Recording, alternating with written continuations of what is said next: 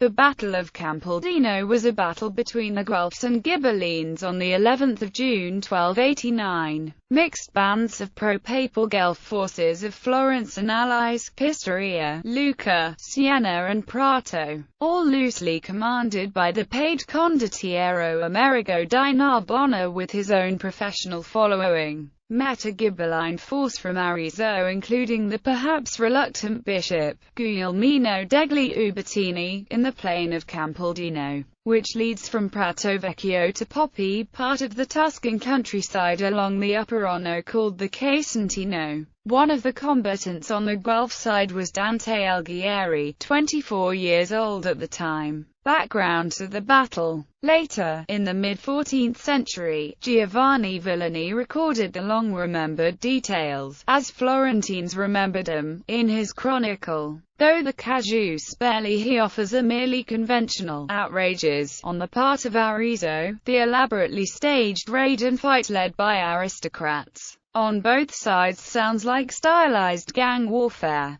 though carried out, according to Villani, under the battle standard of the absent Charles Biancavene, King of Naples. The immediate cause of the battle were reports that the Guelphs were ravaging the places of Conte Guido Novello, who was podesta of Arezzo, and, worse, threatening the fortified place called Bibbiena Civitella. This led to an Arentine force being quickly assembled and marching out to counter the threat. It was reported by Villani that a plot had been intercepted at Arezzo, by which the bishop agreed to give over to the Florentines Bibbiena Civitella, and all the villages of his see, in return for a life annuity of 5,000 golden florins a year, guaranteed by the Bank of the Cerci family. The plot was uncovered by his nephew Guglielmo de' Pazzi, and they hustled the bishop onto his horse and brought him to the battlefield, where they left him dead among the slain of the battle and its aftermath. Guglielmino de' Pazzi in Valdarno and Buonconta, the son of Guido I da Montefeltro. The armies, the Florentines and their allies, had 10,000 undisciplined armed rabble on foot, including light-armed infantry, and crossbowmen, and unmounted lances, but 1,600 knights, of which 600 mounted burghers of Florence. The Florentines set forth,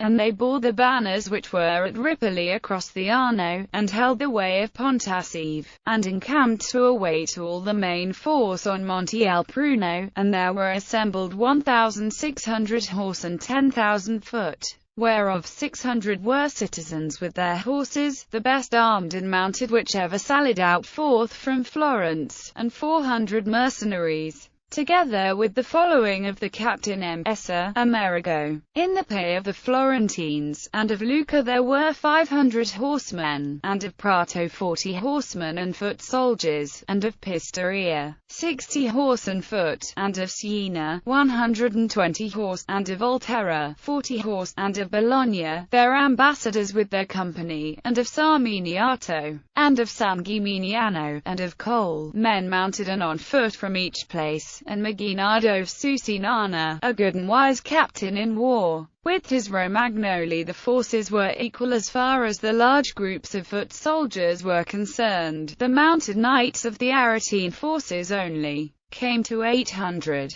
But those were the flower of the Ghibellines of Tuscany, of the March, and of the Duchy, and of Romagna, and all were men experienced in arms and in war. The battle deployment: the Florentines deployed an advance guard of cavalry, behind which, in the center of their line, stood the bulk of their cavalry. On each wing they placed their infantry, slightly forward so the line was crescent-shaped. Behind this force, they drew up their baggage and, behind that, a reserve of infantry and cavalry. The Arentines drew up in 4 lines, the 1st, 2nd and 4th of cavalry, the 3rd of infantry. The course of the battle: the Arentines attacked with their first 3 lines, scattering the Florentine advanced guard and pushing back the main body towards the wagons. However, they now came under crossfire from the flanking infantry. The Florentine reserve now made a flanking attack, trapping the Aretines.